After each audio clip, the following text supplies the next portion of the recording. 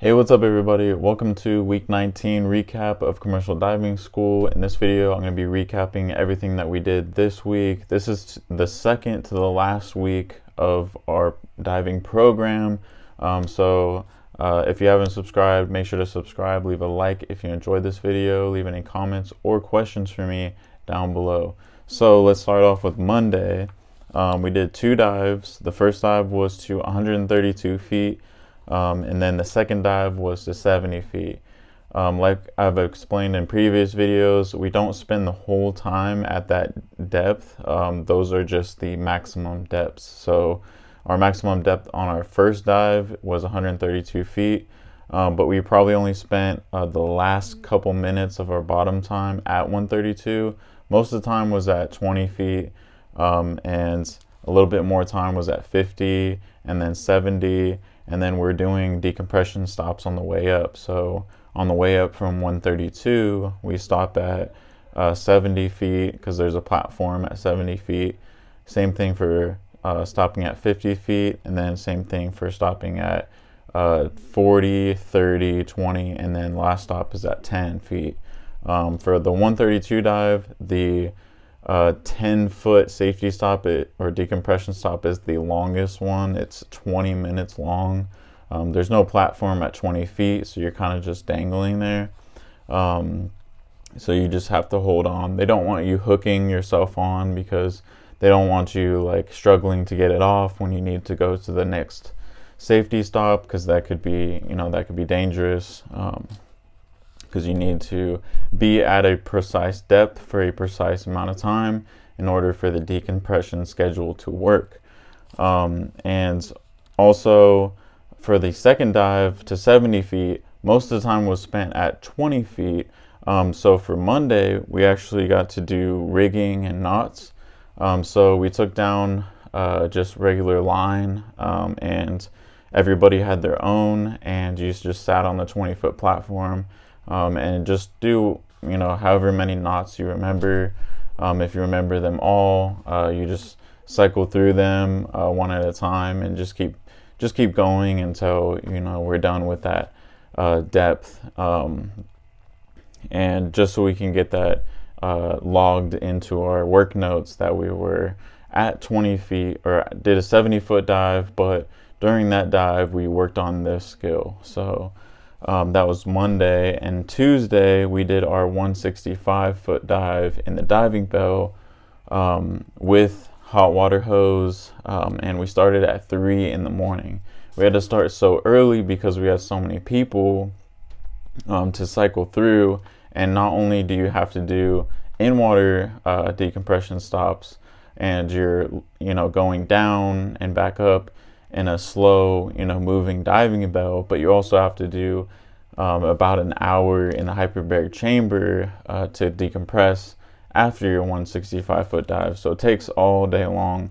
That's why we start so early. That day was super insanely cold at 3 a.m. and it was miserable, but everybody got to try out different jobs that day. So then we move on to Wednesday. We did 2 dives. The first dive was to 50 feet for an hour. The next dive was another 50-foot dive for an hour. But both of those we got to do in our dry suits. And then Thursday we did 2 more dives, 132 feet and to 70 feet. So if you guys notice, there's a pattern. We either do we do 2 dives a day, except for the days we do the 165-foot dive.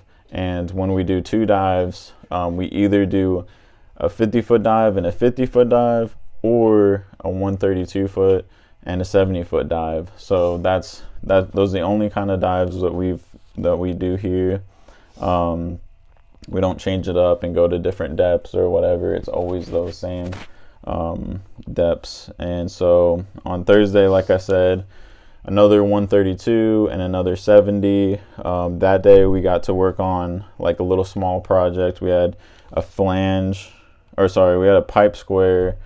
Basically we had pipes and corners. The pipes were about that big in diameter, and it made a square about yay big. And you basically had to thread or screw the threads into each of the corners and the pipes and everything to make a square. Just something to do at, while you're waiting at 20 feet. And then on Friday we had another little small project. We did 2 dives, 132 feet and another 70 foot. And the project for that was a flange.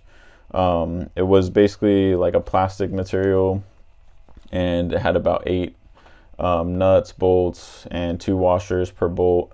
And if you lost any of the hardware, like any bolts or washers, you got points off for the day. So there were some people that dropped some stuff, so they got some points off.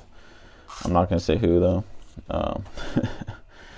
But yeah, like I said, every single time that I go to 132, I get a little bit of a narcotic feeling. It's just kind of a numb feeling, but it's not crazy. I'm still coherent. I still know what's going on, but you can definitely tell there's a difference. And that kind of starts at 100 feet for me, where I start noticing something, and the deeper you go, the more effect it takes. So at 165, it was even greater than 132. Also, I wanted to mention this because I didn't mention this before, but the reason, but I've talked in previous videos about how when you go offshore, you're diving, over 100 feet, they have to kick on the helium to counteract that effect of getting narked out. And the reason why we don't use it here in training, and the reason why we do, get a little narked out, is because helium is expensive and it's also in limited supply. So they use systems, like expensive systems that actually, like way out in the Gulf of Mexico, that when you're doing like saturation diving over 300 feet, you're actually recycling the helium, because helium we don't have anymore on the earth. We whatever we have, it's, when we use it, it's just gone. So unless we could recycle it, we're not gonna like actually use it because it's too expensive and limited.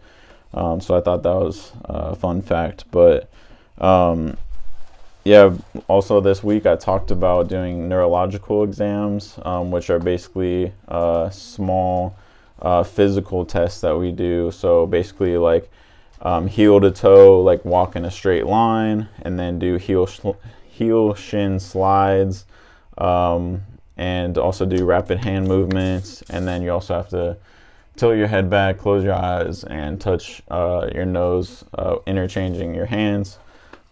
So I talked about that this week because we do that every single time we dive. So every time you get out of the water, you walk over, you go shoulder to shoulder with the 7 other guys that got out of the water, and you do your neurological exam.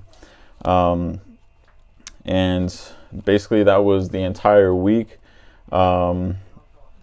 Next week is our last week. It's week 20. I'm about to finish up the series basically.